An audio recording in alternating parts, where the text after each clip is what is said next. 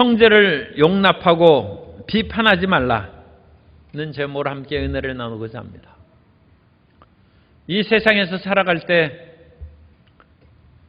사람들마다 생각이 다르고 내일에 대한 꿈과 계획이 다릅니다. 그렇기 때문에 자칫하면 서로를 비판하고 자기 자신을 내세우는 경향이 많습니다. 그러면 사회가 혼란스럽고 인생을 살아가는 것이 피곤합니다. 교회에서도 마찬가지입니다. 교회의 어떤 일에 있어서 서로 간의 의견이 다름으로 말미암아 자기 주장을 끝까지 내세우면 결국 다툼이 일어나고 그것으로 인하여 교회 생활이 피곤하고 고단해지는 것입니다.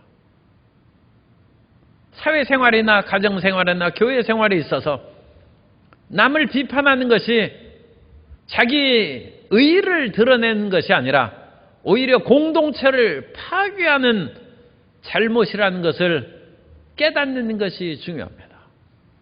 많은 경우에 있어서는 공동의의를 드러내기보다는 개인적인 의로움을 드러내는 비판이 많고 그것으로 인하여 화목과 형제사랑이 깨어지기가 쉬운 것입니다. 로마 교회에 있는 여러 가지 시끄러운 문제를 사도 바울이 해결하기 위해서 오늘 실천적인 말씀으로 형제를 비판하지 말라는 것입니다. 그래야 화목하고 교회가 평안하고 화목하고 평안한 교회에 다녀야 사회에서 화목과 평안함을 증거하는 크리스찬이 될 수 있습니다. 집안이 시끄러운데 그 사람이 밖에 나가서 화평을 얘기할 수 있습니까? 집안이 풍비박산인데 그 사람이 나가서 직장생활하고 사회생활하는데 평안함이 있을 까닭이 없습니다. 교회 생활을 하면서 빛과 소금의 역할을 항상 감당하러 갔는데 교회에 와서 그 힘을 얻지 못하고 서로 물고 찢고 비판하고 싸우는데 무슨 사회의 소금과 빛의 역할을 할 수 있습니까? 일단 우리는 형제를 비판하지 말고 수용하고 용납하고 사랑하는 마음으로 살아가야 될 줄로 믿습니다. 우리 조심스러운 얘기지만 담대하게 우리 옆에 계신 분에게 형제자매를 비판하지 맙시다 인사하겠습니다.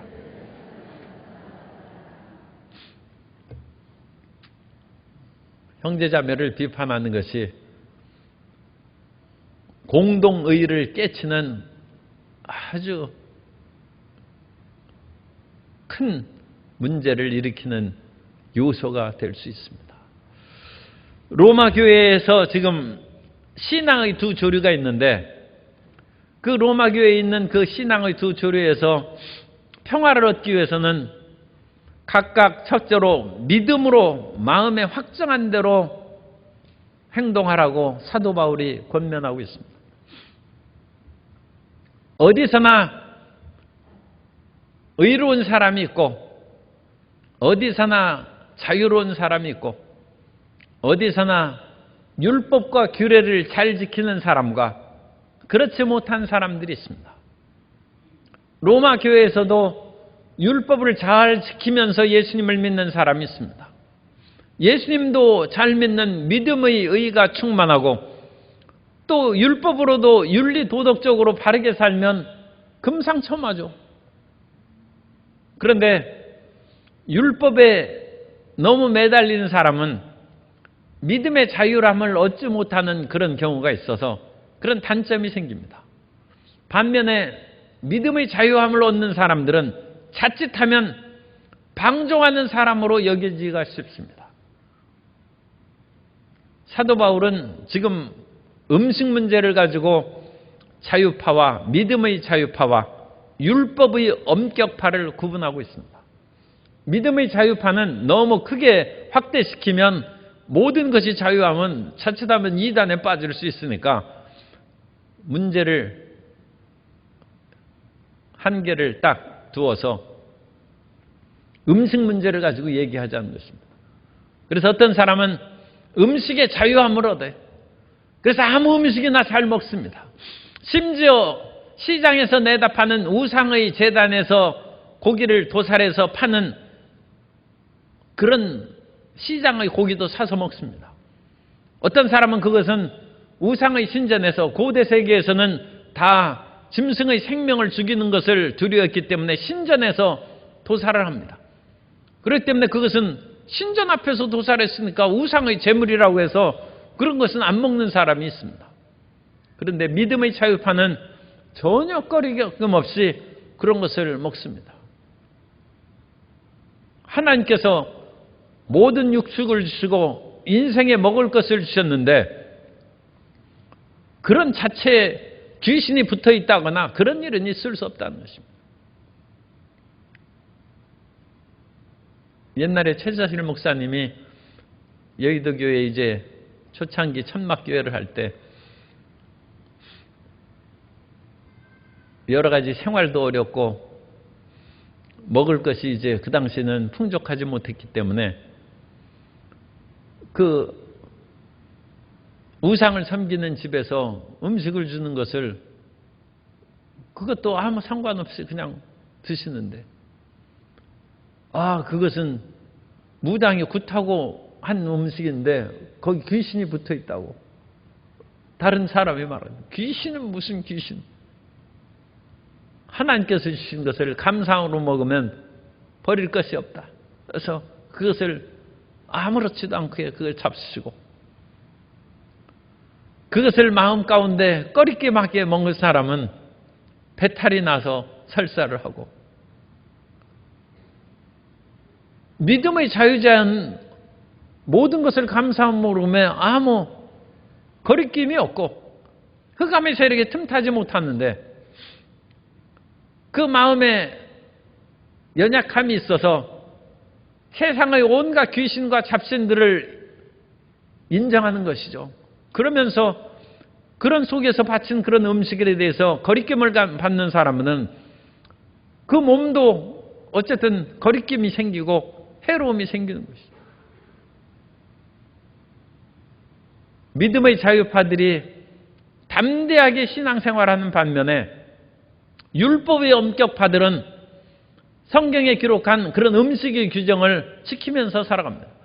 레위기 11장 1절 이하에 있는 야훼께서 모세와 아론에게 말씀하여 이르시되 이스라엘 자손에게 말하여 이르라 육지의 모든 짐승 중 너희가 먹을 만한 생물은 이러하니 모든 짐승 중 굽이 갈라져 쪽발이 되고 새김질하는 것은 너희가 먹되 새김질하는 것이나 굽이 갈라진 짐승 중에도 너희가 먹지 못할 것은 이러하니 낙타는 새김질을 하되 굽이 갈라지지 아니하였으므로 너희에게 부정하고.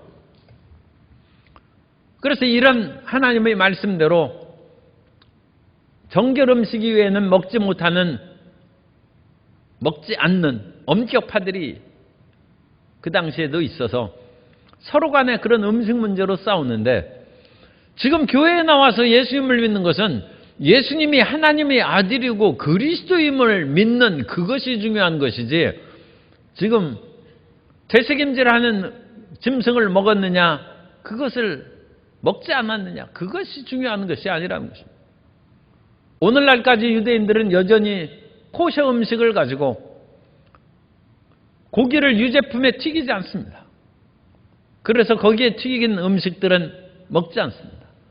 그러므로 어떤 사람이 이스라엘에 가니까 햄버거집에 치즈버거가 없다는 거예요. 유제품하고 고기하고 같이 어울려 있으면 유대인들은 안 사 먹습니다. 왜냐하면 그 염소고기를 어미젖에 삶지 말라고 했으니까 이 젖은 유제품의 그런 것이죠. 그래서 그 말씀을 오늘날까지 그렇게 지킨다. 피채 먹지 말라고 했으니까 짐승도 피를 뺀 고기를 먹지 또한 짐승의 고기 중에서도 혈관이나 신경줄이라든지 지방 그런 것은 먹지 않습니다. 원래 기름은 하나님 앞에 태워드리는 것이니까 그런 것을 먹지 않습니다. 그런 것이 이제 코셔 음식입니다. 여전히 오늘날까지 그것을 지키면서 사는 사람들이 있습니다. 그런데 그것을 콜레스테롤이 많고 몸에 그런 비만이 있는 사람들은 코셔 음식이 상당히 유익한 것 같기도 해요. 그런 음식을 먹으면 그런 몸에 너무 과도한 지방을 섭취하는 그런 것을 아예 처음부터 차단하니까 몸의 건강에 좋을 수도 있다는 생각이 들어요. 그런데 꼭 그렇지도 않습니다. 제가 추운 지방의 카자흐스탄에 가서 말씀을 전했는데 거기에서 이제 또 한국에서 강사가 오셨다고 그야말로 맛있는 그런 설렁탕이죠. 설렁탕이 뭐 그런 어쨌든 곰탕, 설렁탕 같은 그런 음식을 거기에서도 이제 고려인들이 있기 때문에 그걸 주는데 특별히 생각해서 기름기만 가득 넣어줬어요. 그래가지고 기름덩어리 이렇게 뭉치 그것을 살코기는 보니까 별로 없어요. 기름만 가득해. 그래가지고 그 기름을 먹어야 그 추운 영하 몇십 도 내려갔는데 거기서 견디는 것입니다. 원래 북극에 있는 그런 이 곰들이 또는 그 북극에 있는 그런 흰 여우들이 이 지방층이 두꺼운 거예요. 그래서 찬 그런 바람이 불어도 그것을 견디고 추위에 견디고 이길 수 있는 것입니다. 사람이 그런 지방에서는 그런 음식이 필요하지만 아프리카나 그런 데 가서는 지방이 너무 두꺼우면 더워서 못 사는 것이죠. 그래서 그런 마사이족 그런 사람들은 키는 훌쩍 큰데도 그야말로 살점이 하나도 없이 그냥 호리호리한. 그런데 그 마사이 부족들이 전사들이 얼마나 용맹한지 사자하고 싸운다. 사자도 마사이 부족을 만나면 슬슬 피하는 거예요. 사자를 두려워하지 않는 그런 용맹스러운 부족이에요. 그런데 몸은 호리호리한 그런 마른 체격. 그런 사람은 지방이나 기름기 그거하고 상관이 없죠. 그러므로 이런 음식 문제가 절대적인 것이 아니에요. 그런데 그것을 가지고 교회 안에서 서로 문제를 일으키고 나는 채소 파고 저 사람은 고기 파니까 우리는 서로 어울리지 못한다. 그러면 그리스도께서 어찌 음식 문제로 사람들을 나누겠습니까? 그런 것으로 인하여 교회 내 분쟁과 갈등이 생겨서는 절대로 있어서는 안 된다는 것입니다. 그러므로 교회 안에서도 서로 다양한 그런 태도를 용납하고 이 다양한 태도가 오늘날에도 서로 간에 용납하고 받아들여지는 것이 한국교회에도 많이 필요해요. 많이 지금 좋아졌습니다만 이전에는 우리가 통성기도하고 박수치고 찬양하는 것을 사람들이 싫어하고 여전히 어느 교회에서는 통성으로 기도하고 심지어는 성령의 은사로 방언기도한 것을 금지시킵니다. 그러니까 그쪽 파 사람들은 성령의 은사를 인정을 안 하는 것이죠. 그래서 성령의 은사가 아니라고 하니까 하나님께서 용서해 주시고 봐주시는 것이지 성령을 은사를 그것을 만일 모독하는 행위면 그건 엄청난 죄입니다. 그걸 금지하면 그건 엄청난 죄죠. 하나님의 성령께서 역사하시는데 어찌 감히 하나님을 믿고 섬기는 사람들이 그걸 금지시킬 수 있습니까? 그런데 이와 같이 교파에 따라서 여전히 그와 같은 심각한 문제들이 남아있어요. 박수 치는 것 정도야 뭐 문제가 아니죠. 하기야 오늘날은 순복음의 우리 교인들보다 다른 교파 사람들이 더 열심히 박수 친다는 그런 슬픈 얘기가 있어요. 순복음 교인들이 반성하고 회개해야 돼요. 그래가지고 더 박수치고 열렬히 통성기도를 더 안 한다는. 그러면서 그 박수치고 열렬히 기도하면 우리 옛날에 다 했어. 그러면서 오히려 이 점잖해지는데 처음 믿음을 처음 사랑을 버리면 되겠어요. 처음에 믿은 것을 끝까지 지키고 주님 나라 갈 때까지 유지하는 성도 여러분 되시기를 주님 이름으로 축복합니다. 처음 믿음을 지키고 그와 같이 열심을 품고 주님을 섬겨야지, 그 마음이 변절하고 내가 처음 믿던 것은 어릴 적의 그와 같은 신앙이다. 어릴 적의 신앙이 어디 있습니까? 그 뜨거운 열정이 주님 나라 갈 때까지 계속 필요하고 우리의 신앙의 그 같은 가장 본받을 표본이 돼야 될 줄로 믿습니다. 그래서 그와 같은 믿음으로 전진해야 돼요. 그런데 그와 같은 일을 하지 않는 그 사람도 또한 용납할 수 있어야죠. 순복음교회인데 박수 안 치고 그냥 찬송만 하는 사람을 너무 비난하지 말아요. 순복음교회에서는 95%가 찬양하고 통성기도하고 박수 치는데 5%는 큰 소리로도 기도 안 하고 박수도 안 쳐요. 그래도 미워하지 말아야 돼요. 왜냐하면 이것도 또 표현이 좀 그렇긴 한데 그 5%는 날라리 벌이에요. 왜냐하면 날라리 벌이 굉장히 유익한 일을 하는 거예요.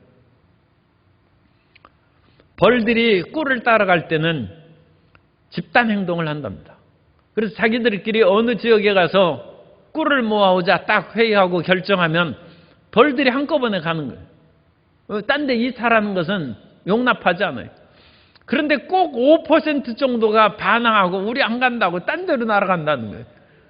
그거 잡아 죽일 수도 없고 아주 이 반항아적인 기질을 가진 벌들이 그렇게 있어가지고 다른 벌들은 꿀을 따는데 연임이 없는데 그 벌들은 꿀을 따는 것이 아니라 그 꽃이 있는 그런 잎사귀 위에서 그렇게 놀고 맴돌고 그러다가 딴 데로 휘잉하고 날아가 버린다. 그런데 벌들이 보통 4km 반경에서 일을 하는데 이 날라리 벌들이 자기들 동료들하고 같이 일을 안 하면서 어느 때는 집단 이탈해서 5% 벌들이 어디로 없어져 버려요. 그런데 그 날라리 벌들을 조사해 본 결과 20km까지 멀리 날아간다는 거예요. 그런데 이 벌 집단에 큰 문제가 생길 수 있다는 거예요. 평상시에 꿀을 따던 그 같은 4km 반경 이내의 그런 꽃들이나 그런 자기들이 채집하는 그런 것들이 죽거나 또 어떤 일이 생겨서 더 이상 꿀과 화분을 채취하지 못할 때는 벌 집단이 다 죽을 위기에 처하는 거예요. 그때 날라리 벌들이 와가지고 내가 10km 날아갔더니 20km 날아갔더니 거기에 꽃밭이 있더라. 날라리 벌들이 그것을 예지해 줘가지고 95%가 낙심해가지고 착 그야말로 주저앉아가지고 슬퍼하며 통곡하고 있는데 5% 날라리 벌들이 나를 따라오라는 거예요. 그래가지고 10km, 20km 밖에 있는 꽃밭으로 인도하여서 그야말로 멸망할 위기에 처한 그 벌 집단을 살린다. 여러분 5%의 날라리 벌들을 없애버리면 안 돼요. 하나님께서 만드신 것이에요. 하나님께서 그 벌 집단을 만든 거예요. 그러니까 우리는 만장일치가 얼마나 좋아요. 정말로 화합하고 그런데. 그런데 만장일치를 안 한다고 5%가 반기를 들어도 살려둬야 돼요. 이 5%가 전 집단의 새로운 희망이 될 수 있어요. 집안에서도 가족끼리 음식 먹는데 그것이 달라요. 꼭 반찬 투정하고 난 이런 밥 못 먹는다고 투정하고 숟가락을 그렇게 내려놓는 그 자녀가 집안을 살릴 수 있어요. 그 아이가 집안을 일으키는. 왜냐하면 이대로 살아가고는 참 이 표현이 너무 좀 그럽니다만 이런 대로 살아가서는 이런 정도밖에 집안이 안 돼. 그런데 숟가락을 나는 이런 식으로 못 산다는 5%가 큰 일을 해가지고 장관도 되고 재벌도 되는 거예요. 이 뒤집어지는 새로운 역사를. 그런데 그 5%의 그런 반발하는 그런 것들을 집에서 다 제거해버리면 그 집안은 위기에 처하면 대처할 힘을 상실해버릴 수 있어요. 하나님께서 그러므로 형제를 비판하지 말고 용납하고 살라.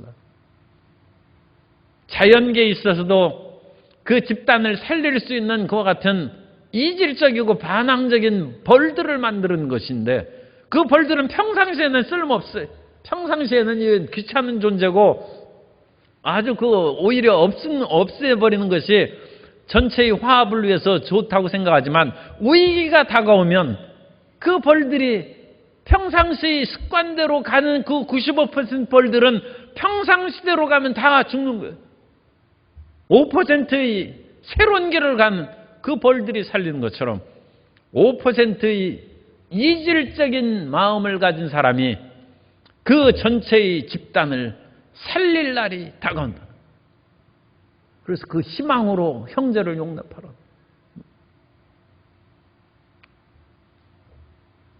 박수를 치고 기도하지 않는 사람이 어느 시대에는 더 그 교회에 활력을 불어넣고 새로운 그런 길을 만들 수 있다는 거죠. 그래서 고기를 먹는 사람도 인정해주고 채소만 먹는 사람도 인정해주고 서로가 어울려 살아가는 그와 같은 집단을 만들라는 것입니다. 하나님께서는 인간의 여러 가지 다른 차원의 일들을 살피시고 돌봐 주십니다. 제가 학교 다닐 때 그 친구가 아주 경건한 신앙생활을 했어요. 어떤 점으로는 율법적인 엄격파였어요. 아침에 딱 일어나면 기도부터 시작하고 하나님 말씀을 딱 읽습니다. 그리고 하루 생활을 시작하고 저녁이 되면 꼭 기도하고자 하루의 모든 일이 기도로부터 시작해서 기도로 끝나고 말씀을 묵상하고 하나님 말씀을 읽지 않으면 잠을 자지 않아요. 그런데 문제가 생겼어요. 그 동생이 이것도 또 이름을 밝히지 않으니까 방송은 안 듣겠죠. 그 동생이 약간 날라리예요. 그래가지고 그런 식으로 신앙생활을 하지 않아요. 심지어 참 담배도 피워요. 그런데 둘이 기도하기 시작했어요. 하나님, 성령을 부어주시고 은혜를 내려 주옵소서. 기도하는데 동생이 방언을 받고 형이 방언을 못 받았어요. 사람의 일은 지금 다릅니다. 이 동생은 약간 날라리인데 방언의 은사를 받았어요.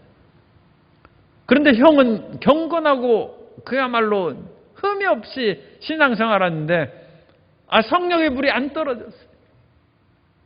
그래가지고 그 형이 내 친구인데 나 기도 안 합니다. 주님, 내가 아침부터 기도하고 밤에도 기도하지 않으면 자지 않고 하는 그런 나의 신앙생활이 이 약간 날라리 같은 내 동생보다 못하다는 얘기입니까? 어찌 나에게 은사를 주시면 먼저 주셔야지 이런 일이 있을 수 있습니까? 이제 기도 안 합니다. 그래가지고 그냥 며칠 기도 안 하고 그와 같이 자고 그랬어요. 그런데 어느 날 하나님께서 그 마음 가운데 음성을 들려주셨어요.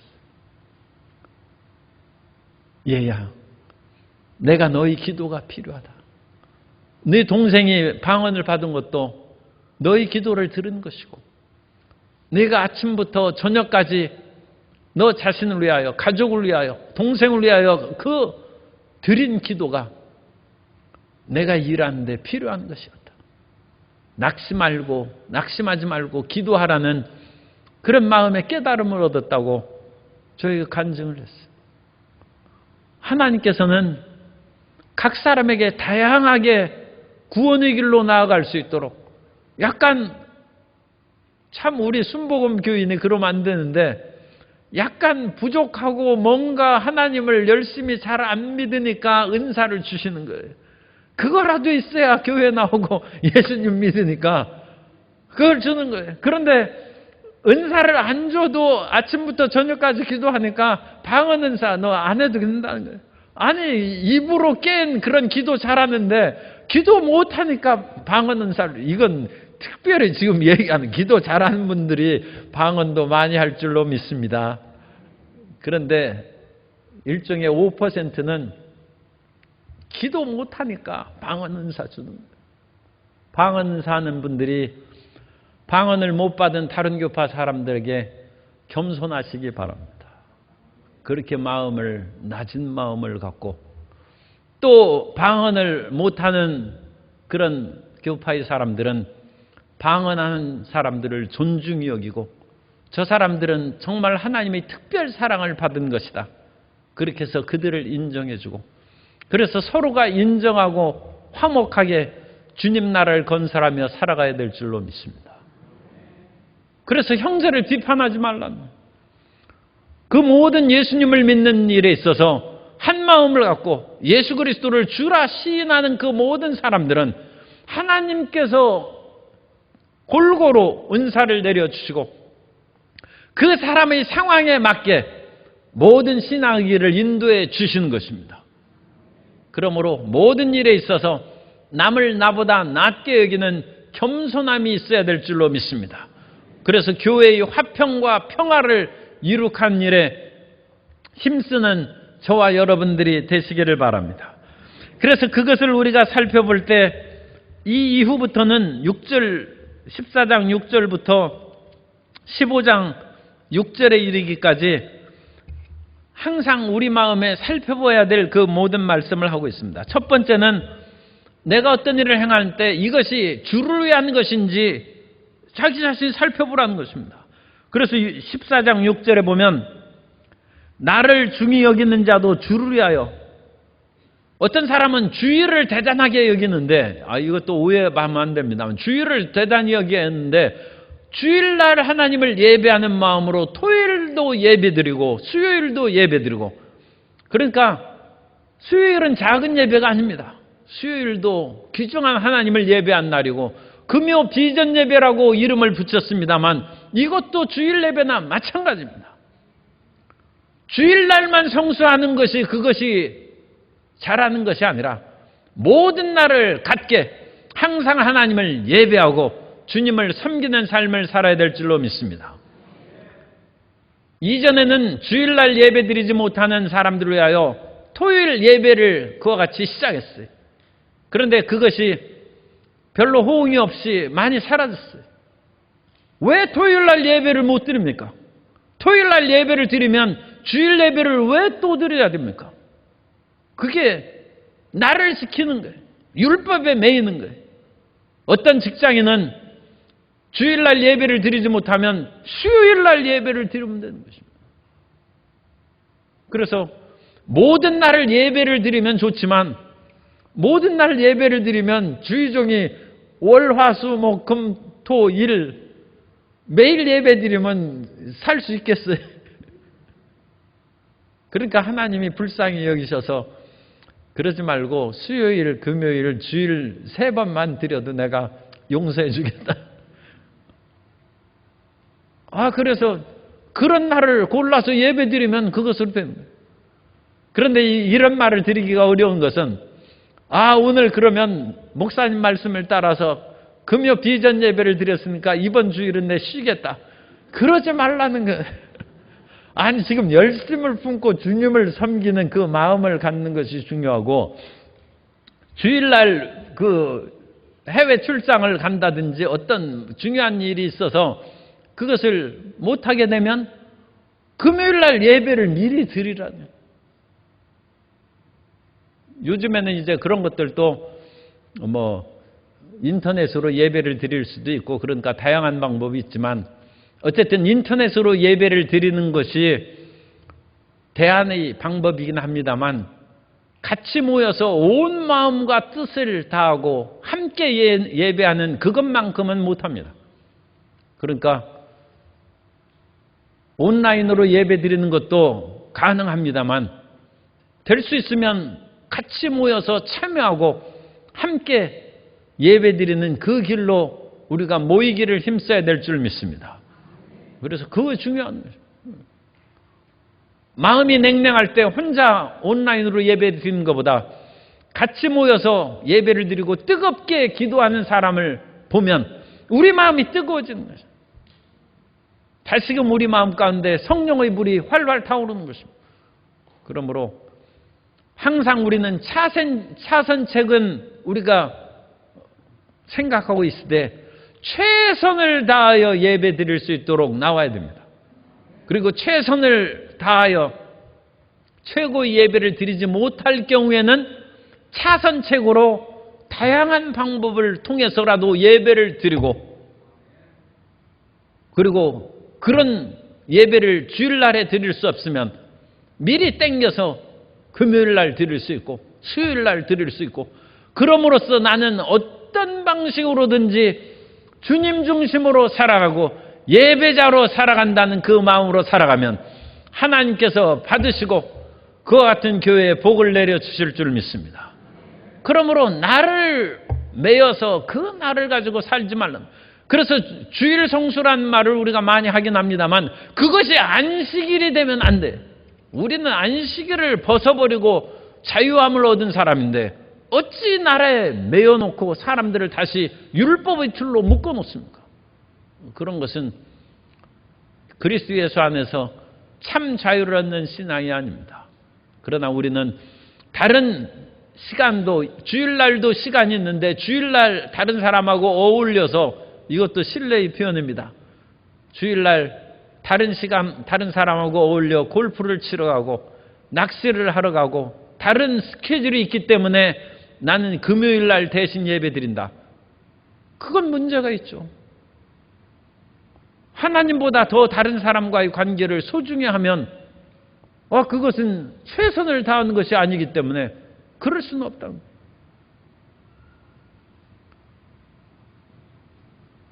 그런데 프로골프 선수가 마지막 우승컵을 따는 대회가 주일날이다.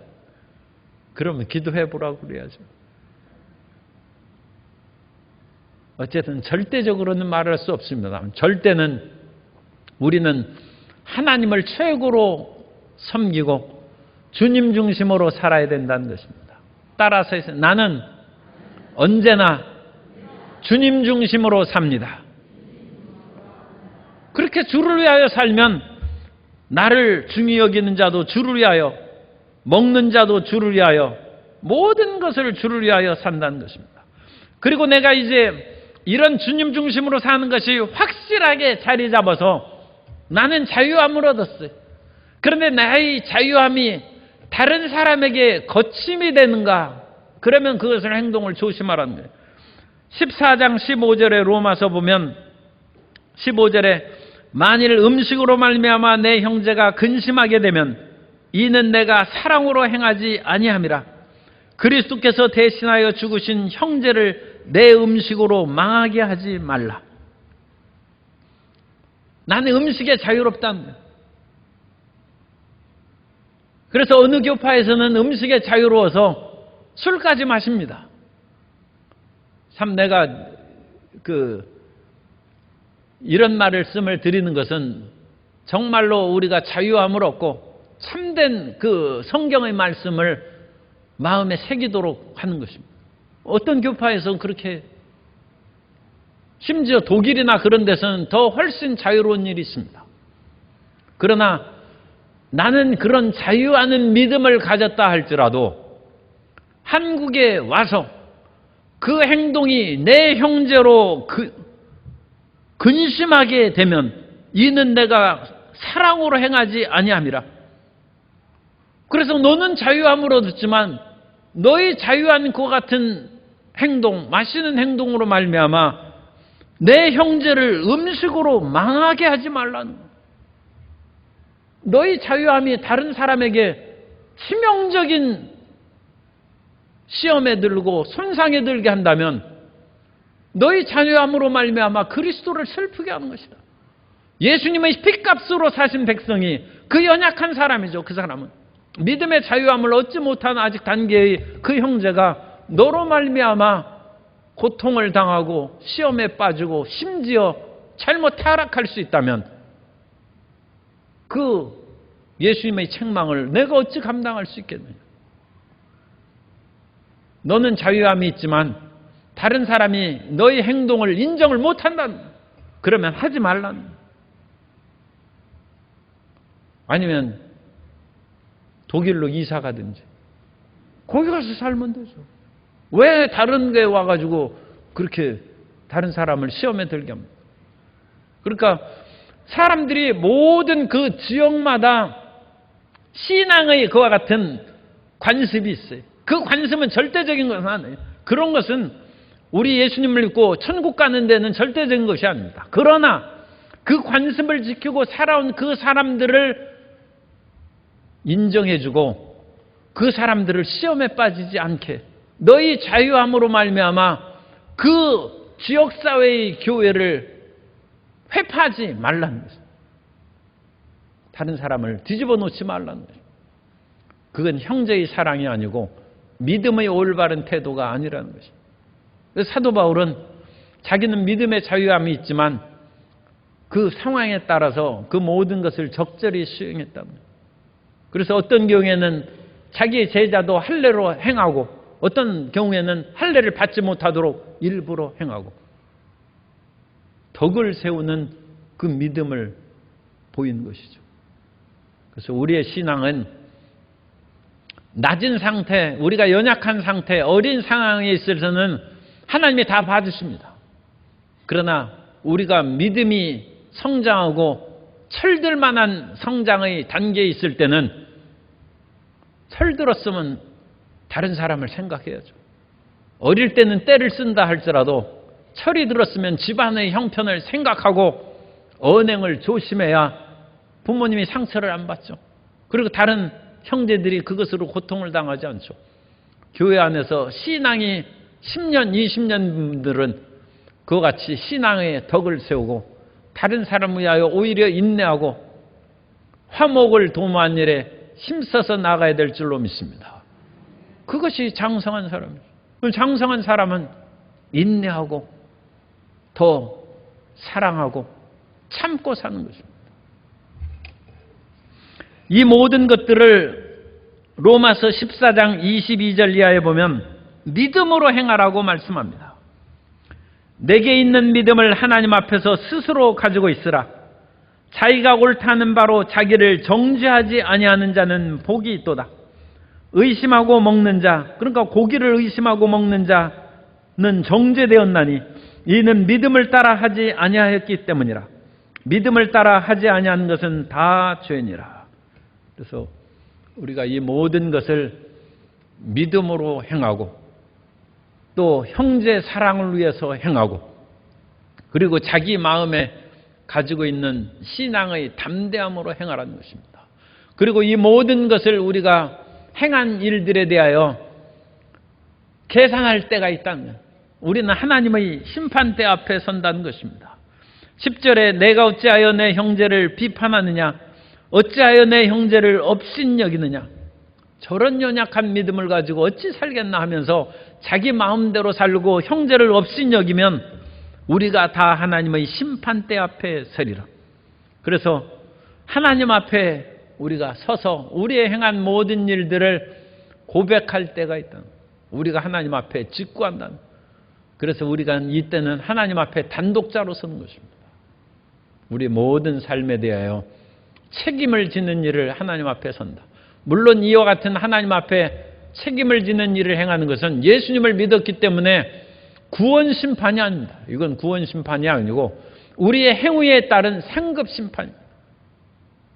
그래서 우리가 이 땅에서 믿음이 장성해서 믿음이 커서 자유롭게 산다고 해서 그 사람이 자기 자유를 마음껏 누리며 살아서 수많은 사람들이 그 사람의 자유한 행동을 보고 시험에 들고 고통에 빠졌으면 천국에 가면 칭찬받겠습니까?